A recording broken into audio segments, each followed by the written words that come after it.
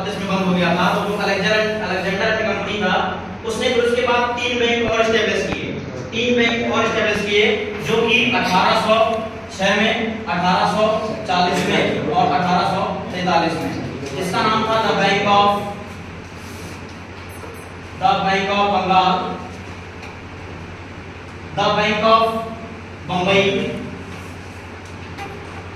और the bank of Madras.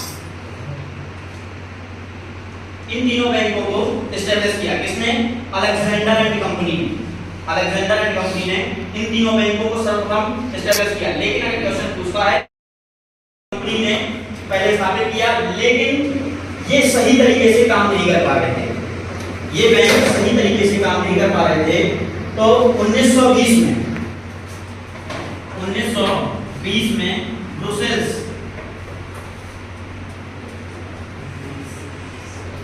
Brussels जगह का नाम है, ठीक है।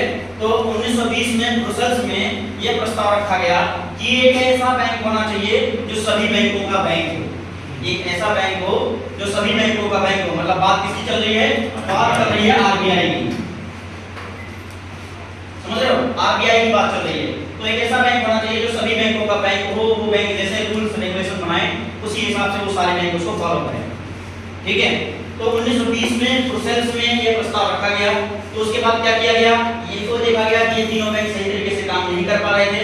इन तीनों बैंकों को 1921 में मिला दिया गया और नाम रखा गया IBI, the imperial bank of India, जो कि एसबीआई का पुराना नाम है, ठीक है, जो कि एसबीआई का पुराना नाम है IBI, the imperial bank of India.